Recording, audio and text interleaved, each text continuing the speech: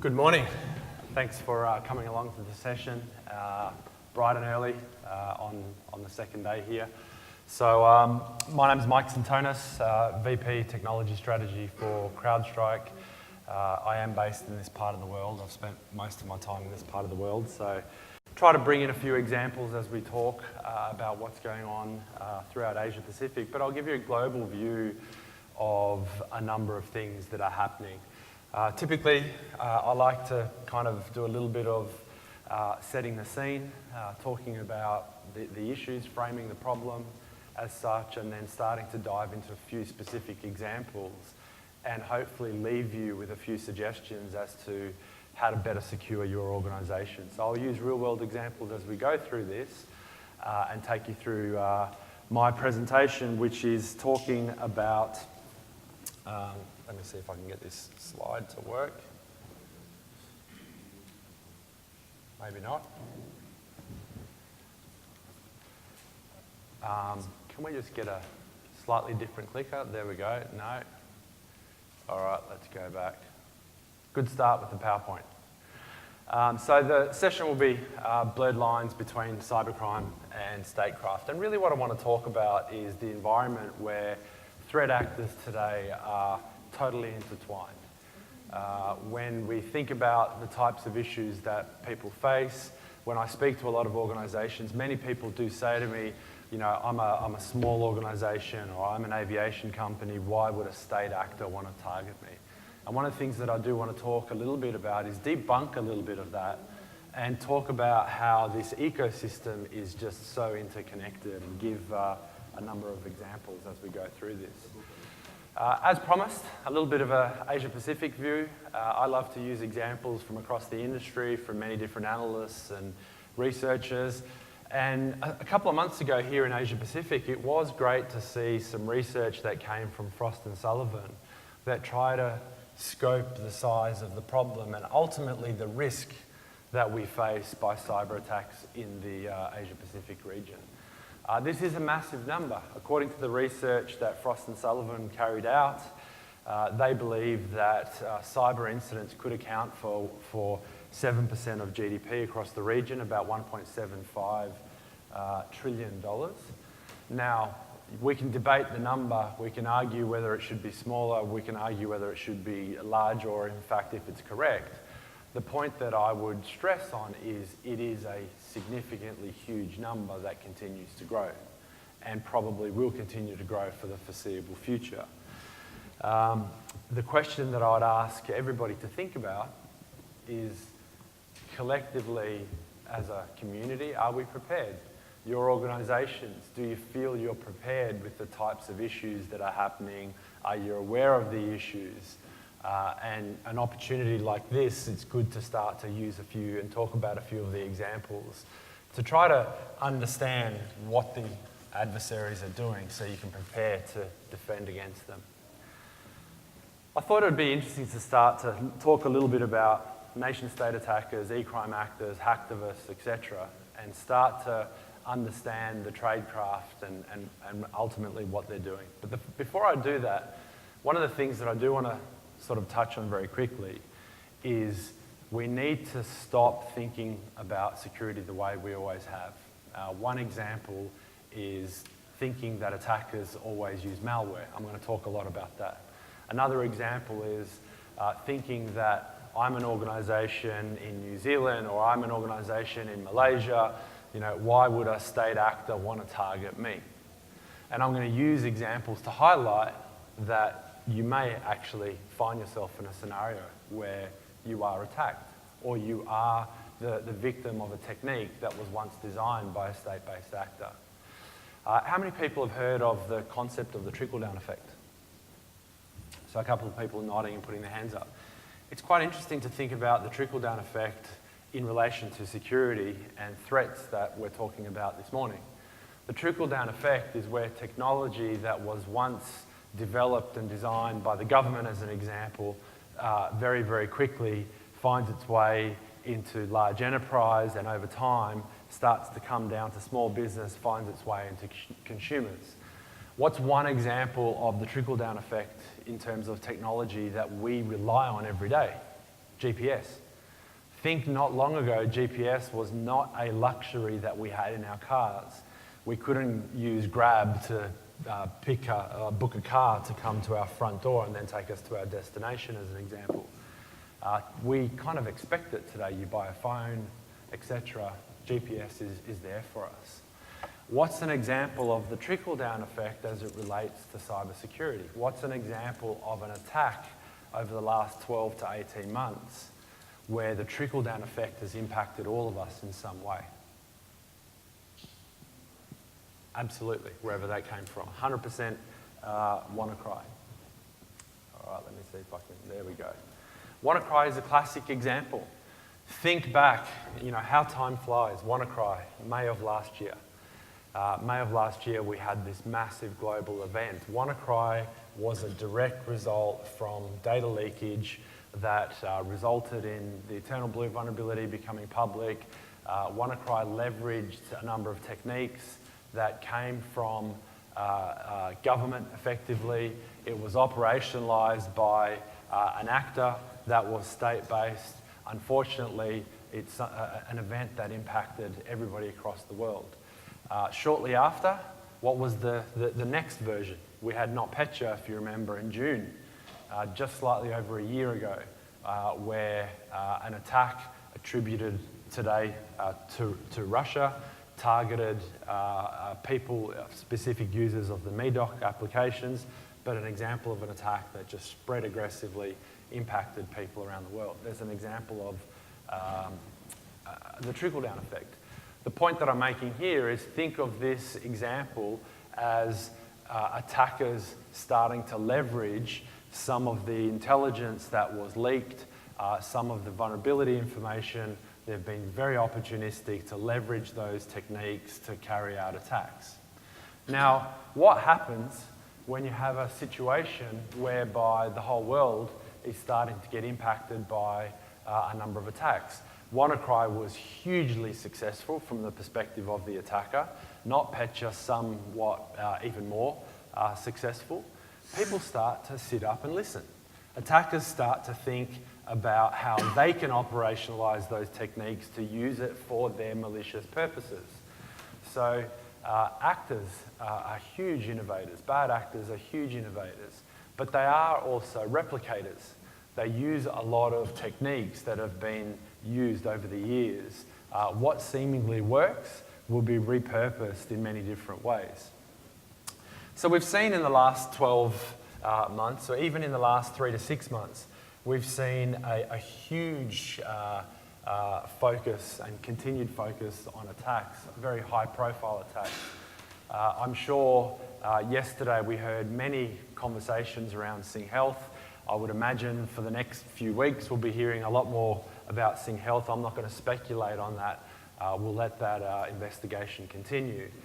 But we've seen examples where attackers continue to focus on intelligence gathering campaigns. We've seen continued examples where people are focused on raising currency, raising funds effectively. There's been examples out of South America. Banco de Chile was targeted with a SWIFT-based attack. Similar techniques to what we've seen in previous SWIFT-based attacks, which have been attributed to North Korea as an example.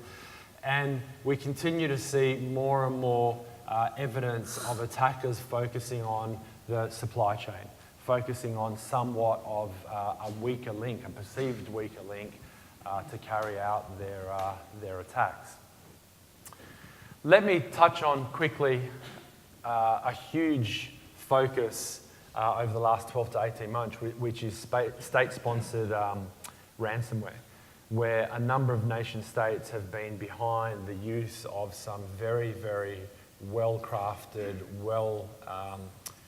developed campaigns that ultimately focus on the use or leverage the use of ransomware. This is an interesting area to look at because ransomware actually as a category somewhat has declined over the last 1 to 2 years. We haven't seen massive attack campaigns, repeated attack campaigns. But what we've seen is very, very targeted, focused campaigns that have had significant damage. So this is something that we need to kind of think about, and an area that I believe we need to talk about, because a lot of these attack campaigns have been extremely destructive in nature. So even though we may not see the frequency, we all need to be thinking about what is the evolution of WannaCry? What's the next version of a NotPetya? Because what I would argue is we may not be as prepared to deal with those scenarios. We may not have taken the learnings from those examples and applied them in a way that makes us secure. And I'm going to give you a couple of examples as to why I say that. Specifically, attackers continue to reuse these techniques and they're continuing to be successful. What does that mean? We're not patching. We're not necessarily aware of all of the machines that we have across the network. And we are still not leveraging technology to defend against these techniques, or the technology that we use maybe isn't deployed correctly or doing a good enough job. So a couple of interesting examples to touch on. There's been a huge number of state-sponsored ransomware attacks over the last 12 or so months.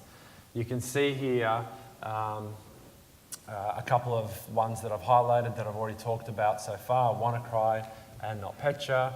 Another one which was interesting at the back end of last year was Bad Rabbit, creatively named Bad Rabbit. You can imagine all the pictures that were used in presentations post the release of Bad Rabbit, a psychopathic rabbit causing chaos. But linked to Russia, some of these attacks have been quite destructive. Interestingly, some of these attacks were not destructive in nature. You could recover. So it's a very interesting, complex environment to research, but obviously we don't have time to dig in too much this morning. Now, what happens when you've got a number of these state-based attacks that are extremely successful? Who else wakes up and starts to think about this? E-crime actors suddenly think, I'm going to do the same thing because I know it can work. What's the motivation behind an e-crime actor using the same technique? If I'm going to develop ransomware, why focus on using a pretty commoditized technique and ask the targeted victim for $200 when I can use a complex attack that I know works and ask an organisation for $50,000? Makes sense to try to monetize somebody else's good work, which is effectively what we continue to see. Think about the first 6 months of this year and what I would say is the maturing of enterprise ransomware. We've seen across the industry a huge number of examples in the last 2 years, certainly in the last 2 years, where attackers are focusing on, in many cases, the US, what I would call the public safety network across the US, fire brigade, ambulance, etc. And attackers are trying to leverage a lot of these techniques to carry out their attacks and hold their victims to a higher ransom. The example, one particular group, we call it across the industry SamSam, or the technique that they use is the SamSam ransomware. City of Atlanta, City of Baltimore, both have been targeted, and the damage has been huge.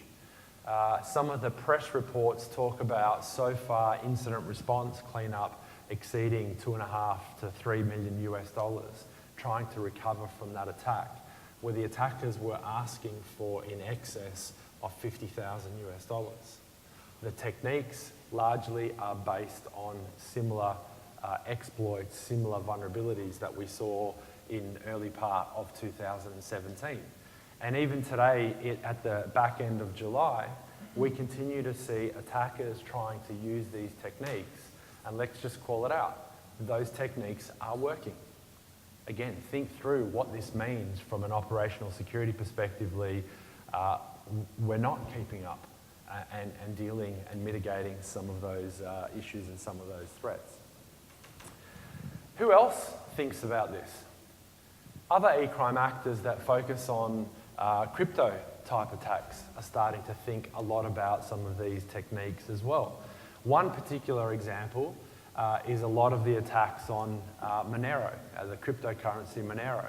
Monero hasn't had the same, lofty heights as, say, for example, Bitcoin, but it is one of the top traded cryptocurrencies, somewhat more stable.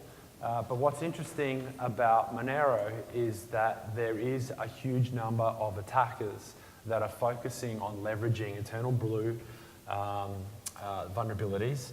They're leveraging on spreading their attacks using PowerShell and WMI. They're trying to mine for cryptocurrencies and raise funds.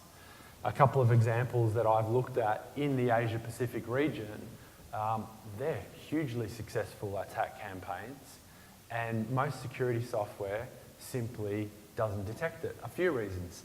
The attackers continue to change the techniques. They continue to continually evolve the tools that they use. And you can see there that screenshot that I've put the box around. According to some research of some attacks that I looked at, only 13 of 68 engines that were on VirusTotal at the time had the ability to detect these techniques several days after they were released. Again, a classic reason as to why attacks continue to happen. For whatever reason, attackers are outpacing some of the prevention technologies. Now, I touched on this earlier. The other, I guess, ideal that I want to challenge, as an industry, we talk so much about malware. Looking at a lot of the talks at RSA this week, looking at a lot of discussions that have happened at events so far this year, we talk about 0 days, we talk about APTs, and largely our focus always comes down to malware. Attackers don't think that way. Attackers think about their ultimate goal, what they're trying to achieve. If they're focused on carrying out espionage to get information from a defense department, that's their goal. They will use whatever tool is available to them to be successful in achieving their desired outcome. An e-crime actor, again, is trying to raise money. They don't start off thinking about creating malware. That's just one example. We need to think as defenders about all of the tools and techniques, the tradecraft that these adversaries will use. Otherwise, we'll find ourselves exposed. And I'm going to go through a few examples that are currently being used, and I'm going to tend to focus on examples where the attackers are not using exploits. Why? Because I want you to think about the fact that maybe our security architectures that we're all deploying are focused on looking for malware, and attackers aren't actually thinking that way, which could lead to a compromise inside your organization. So I'll use some real-world techniques as I go through this and leave you with some examples as to how to defend against some of these techniques. I'm going to use some techniques from some of the adversaries that you see here. We track over 100 adversaries that are focused on e-crime activity, hacktivists, state-based actors. We try to give them a name so you can remember who they are. You see there, for example, Fancy Bear out of Russia, state-based actor, Spiders being e-crime actors. The goal is to ensure that you can remember who they are, at least where they come from, as you start to think about how you operationalize your threat intelligence and cybersecurity programs. The one that I will start off with, which is a great place to start, is credential theft. This is something that attackers have been doing for 20 plus years. Attackers have been trying to steal credentials because having credentials means that they can authenticate themselves to a network and act as a legitimate trusted user. How many people are hunting for legitimate users in the network who maybe are executing legitimate commands? What users would do day to day? Probably not many. And that's the ultimate goal of attackers. How have they done it? Many different techniques over the last couple of decades. over the last few years, we've seen one of the most common ones, which is the use of Mimikatz. Many different versions of Mimikatz, many different ways of downloading Mimikatz, with the ultimate goal of getting a username and password to allow them to act as a trusted insider. But there's a huge number of ways that an attacker could capture credentials. And there's just constant credential stealing campaigns that are always happening, always occurring. So one example that I want to talk through, somewhat of an oldie but a goodie, with a few slight twists and updates into the way that they work. Here's an example where there is no exploit used at all. The attackers are effectively leveraging the way the operating system works, the way Windows works. In this particular example, they're leveraging SMB to effectively capture NTLM hashes, to store them offline, to use a lot of processing power to crack them, and then they have access to credentials so they can then obviously log in and do other things. How does this particular attack work? Pretty straightforward. The attacker will, in most cases, compromise a website. You can do this by sending a targeted email. What's the difference? If I want to target a particular vertical, as an example, if I want to target logistics or aviation in this part of the world, I'll create a website or I'll compromise a website that a lot of people go to. So I've got a huge audience to capture a lot of NTLM hashes. Or if I want to be very targeted to an organisation or an individual, I may use an email campaign to do this. But effectively what you're trying to do is get a visitor, an internet user, to connect to an infected website.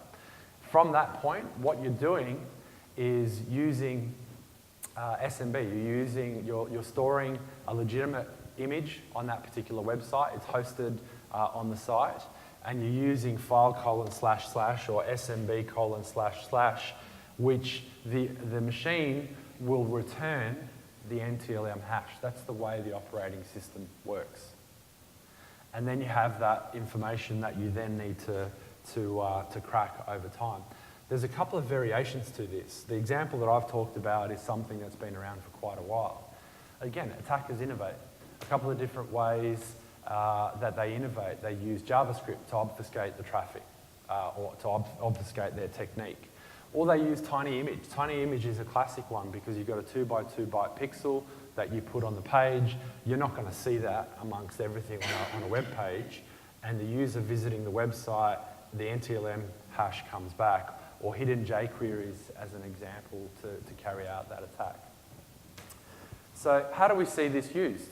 We've seen a number of adversaries over, certainly active from April of last year, that have built campaigns to capture and harvest credentials from many different sectors, many different verticals. One particular actor out of Russia that we've been tracking, we've called Berserk Bear based on the way that they operate.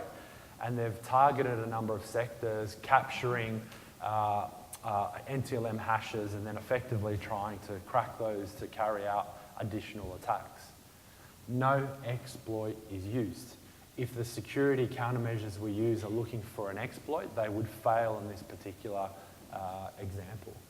Again, attackers innovate. They get smarter. They start to think about what other tools are available inside the enterprise that they can exploit to be a little bit more creative in the way that they use an age-old technique. In this particular example, let's use Word. Now, Word's got some interesting functionality maybe some people aren't aware of, but the way Word works is you've got a document template. When you open Word, Word opens and loads a document template. One of the features of Word is the ability to store the document template on a network share, including on the internet. So you open up Word, Word will download, if it's a network share, regardless of where that network is, Word will download the normal ... template. And within normal ... what you can do is actually put the details, sorry I went too fast there, under where you'll see normal ... highlighted. Further down you'll see the IP address of the host. And just by opening a Word document, Word will go off to the website, will actually share the NTLM hash with the attacker. Again, no exploit. It's just using the tools and the features that they have with malicious intent. So what happens, as mentioned a couple of times, offline hash cracking. Obviously, there's a lot of processing power that we all have access to today, as do attackers. They use pass-the-hash tools as an example. And where we see this most actively exploited is with public-facing services, using webmail or remote conferencing software, example. And this is something that is currently active, and it's a very, very successful technique. Let's talk about countermeasures.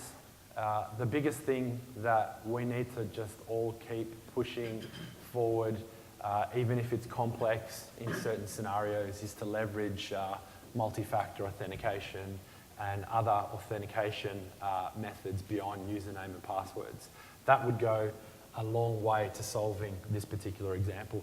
Monitor SMB connectivity, certainly remotely, even restrict it where possible to remote sources if you need to. Again, when you're talking about credential theft and people that are trying to crack credentials, complex password, long passwords, good password hygiene, obviously critically important. And even do things like monitor remote user authentication and have threat intelligence to stay on top of what the latest SMB C2 sites are, which is critically important. Again, no malware. I want to keep stressing that point because a countermeasure technology that's looking for those types of attacks simply aren't going to help you in this particular example. So I'm a big fan of this one. I do like this next example because, how do we respond to attacks as an industry and users of technology? How have you responded to attacks?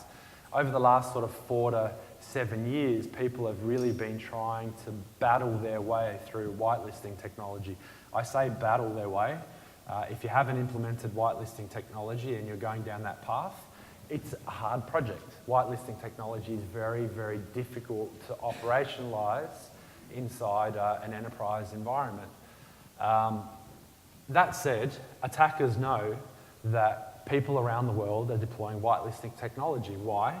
You want to restrict the execution of non-approved applications. Conceptually, good idea. If an application is not approved, it won't run, so malware won't have the resource to be able to execute. Again, attackers innovate. They look for ways to bypass the whitelisting technology, to compromise the whitelisting technology, or use other tools to allow them to still execute, but leveraging the tools that have already been whitelisted. One particular example is a tool called Install Util, which I think is an interesting example to talk about. Install Util is a signed Microsoft command line utility. The way it's used, or what you use it for, is to install and uninstall applications. So it's part of the .NET framework. If you're using .NET inside your environment, Install Util will be inside your organization. Now, there's a researcher, goes by the handle Subt, who effectively looked at Install Util, created some C# code, and leveraged the tool and a couple of techniques to effectively bypass AppLocker, as an example. And the way that they also did this, which is where I think this is very, very amazing research, is he was able to bypass AppLocker and the restriction of PowerShell in a way that still allowed him to execute PowerShell. So let's go through effectively how this works. So part of the research that was done, there was the C# application that was created, which is called Install Util PowerShell.cs. You see there on the top left-hand side under point 1. And a DLL that was used effectively, which allows you to compile a special PowerShell executable. Call it what you want. This particular example, call it csc.exe. And then the way that you use this is you effectively execute csc.exe with the DLL, and the compiled information effectively allows you to execute PowerShell and get a PowerShell prompt. And you can see there the second line, the install util, which is a whitelisted, an approved whitelisted application, will execute. It'll then load PowerShell, and then you can pass some parameters. For example, the one that you see there, log file log to console equals false, so that you can use PowerShell and do it without any logging. Very interesting technique. Here's the one that I like to look at. So Casey, who published this research was published 4th of June 2015. A state-based actor, now this is the reverse of the previous example that I talked about earlier. Earlier I talked about state-based actors developing techniques that are being reused by other actors. In this particular example, a researcher has published their findings, and then in October of 2017 and at the start of this year, we saw a Chinese-based adversary that was using this particular technique to carry out attacks on some certain targets. No exploit, leveraging the tools that are part of the operating system. Now, there's a couple of things to talk about. If you don't know anything about install util, it's probably because you've never used it, and in many cases, I would probably also suggest that a lot of your system admins have never used install util. So maybe consider blocking the execution of this particular file, given the way that it can be used. Additionally, you should be hunting for the use of the tool and maybe some of the command line arguments that are being used. For example, somebody that's trying to use install util without logging is pretty unusual. Why would somebody not want to log anything inside the organization? So think through some of those examples, because you can sort of start to funnel up or bubble up some of the weird things that may be happening in your network. Now, let's touch on one more, which I think is, again, very interesting and probably drives the point home again. What else do attackers do? So once they've captured credentials, once maybe they've executed some code inside an organization, they want to start to do reconnaissance. Reconnaissance is not easy. Attackers don't just suddenly get onto the network and they're off doing their thing. They are spending time trying to work out what's going on inside the environment, and they use a number of different tools. I'm going to use the example of 3 tools, again, that come with the operating system. CertUtil, Expand, CSVDE. Many of you will have used these tools, seen those tools before, certainly know about them. All built-in Windows command line programs. CertUtil is a Windows command line program that's part of Certificate Services. It's one of, or 2 of its functions is to download image file, or remote files I should say, and then to also decode base64 encoded files. Attackers love CertUtil because of its function and its ability to download files. Attackers use CertUtil because it's a great malware downloading tool, and it's a Windows signed tool. The second one is Expand. Expand you effectively use to decompress CAD files. Think of the 2 together. One tool to download files, one tool to expand them, and then the final one is CSVDE. This one's slightly different. This is something that you find on Windows servers. Again, it's a signed tool. It's installed as part of Active Directory tools. You don't tend to see this on client operating systems, and this can be used to do a lot of enumeration of Active Directory environments. Let's put them all together and use some interesting examples.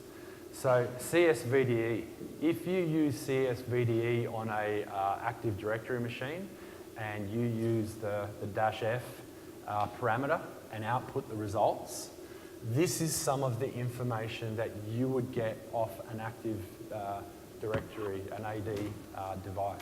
You can't actually fit all the fields that you can return on the one screen. I'd be using multiple PowerPoints and I had to reduce the size of the deck. So you can get an amazing amount of information about the environment simply by using a built-in tool, CSVDE.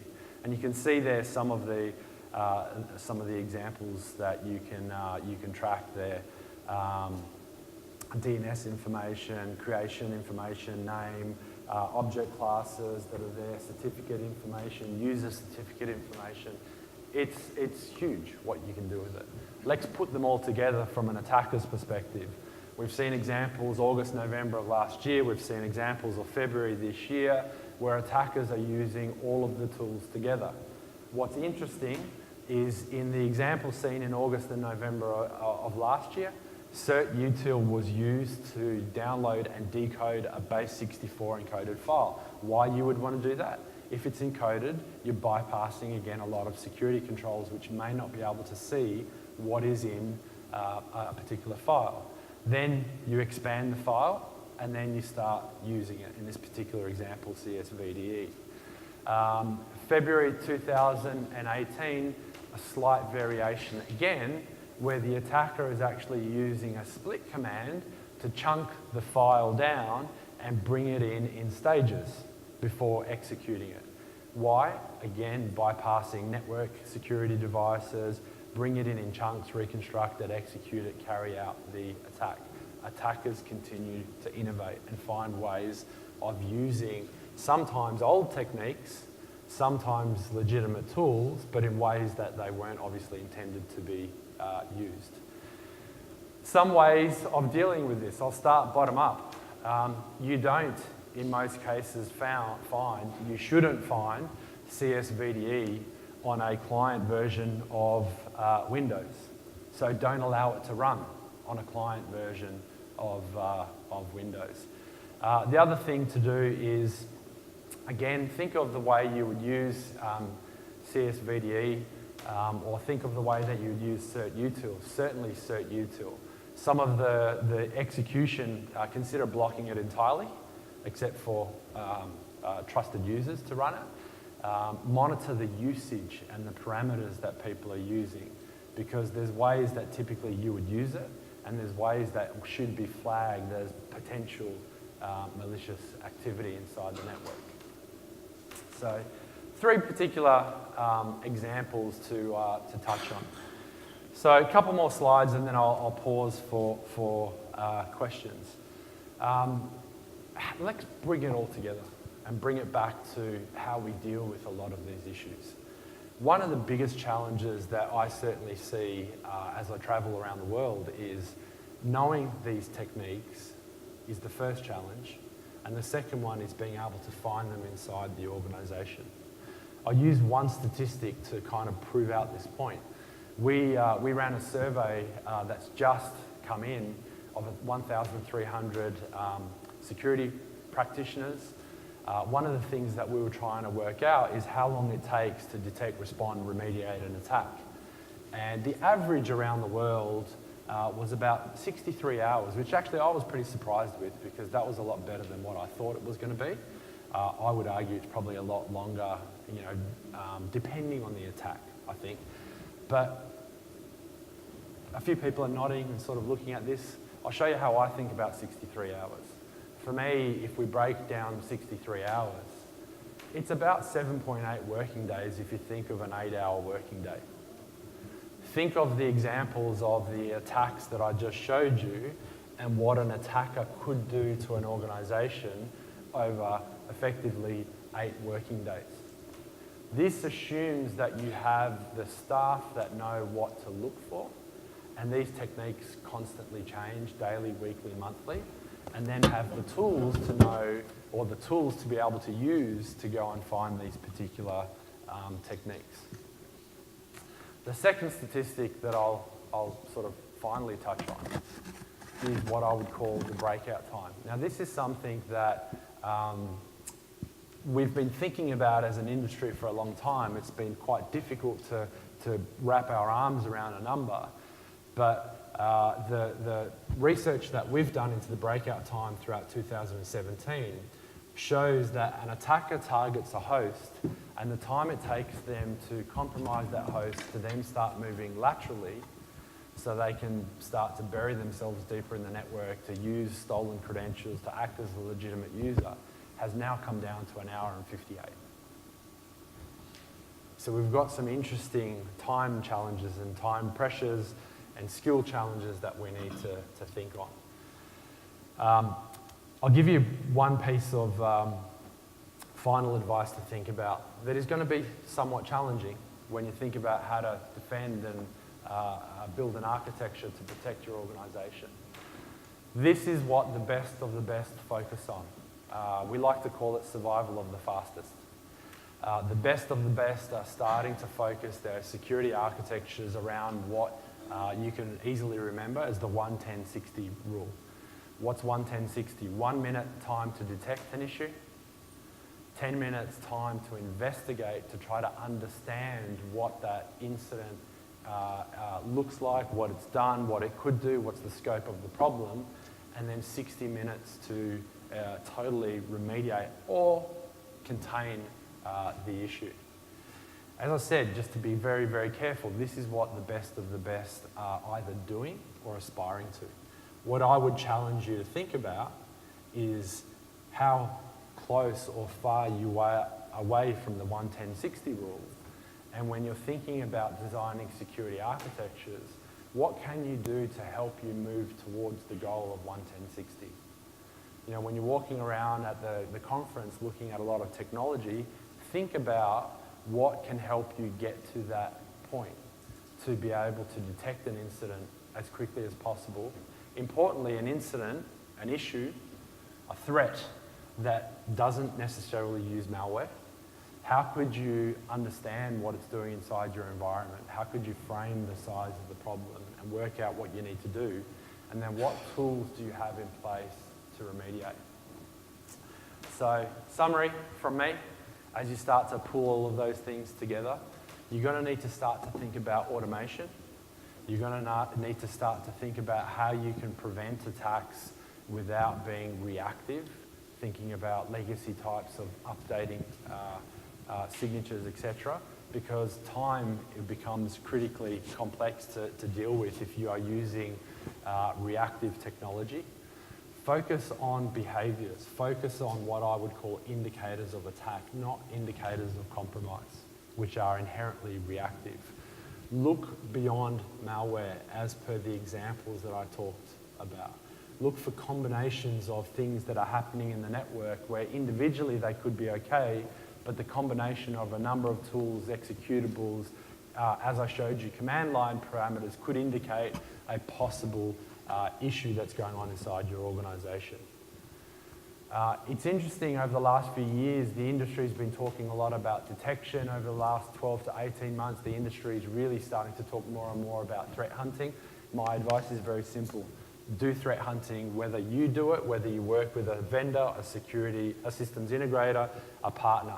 Find the resource to be able to do threat hunting in your network to look for these types of attacks. The final one that I would point out is I've shown you an example of a number of attacks where the attackers are focused on causing some form of destruction, wiping logs, wiping machines.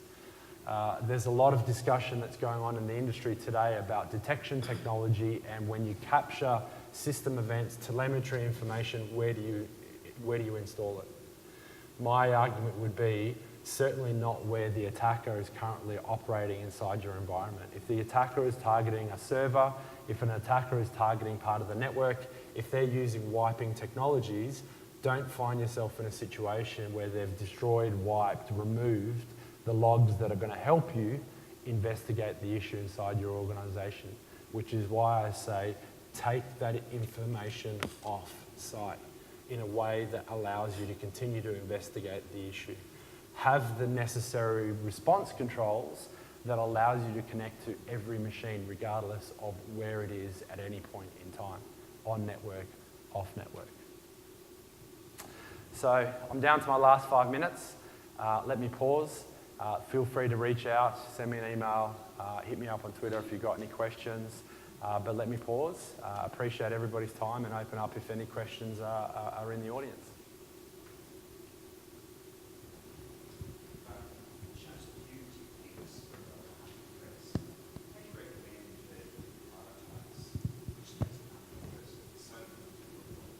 Yeah, I love the question, so I'll just repeat it, make sure everyone hears. I've used a couple of examples of threats. There's so many more that we can talk about how to prioritise. The reason why I say I love the question is, for me, every threat that's out there, even malware, there is a person behind that attack. Malware didn't magically create itself and end up in your network. There is a person behind the attack. They have a motivation. They also have techniques that they're going to try to use. People are going to focus on certain verticals. They're going to focus on certain industries. They're going to replicate attacks that have been used before. That's what I refer to as threat intelligence. Threat intelligence is not a list of bad IPs and URLs, etc. That's one part of. Find a way to access threat intelligence that includes that information so you can understand the tactics, the techniques, and use technology that allows you to operationalize it in a way that's relevant to you.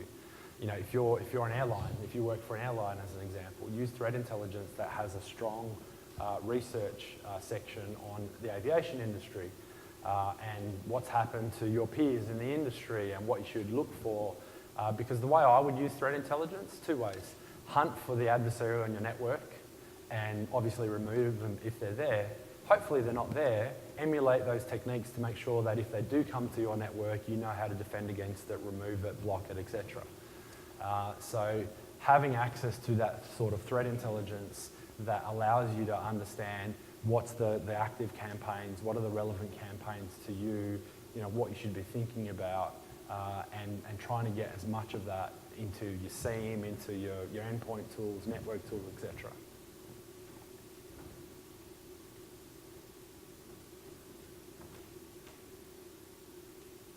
We're out of questions. All right, appreciate everybody's time.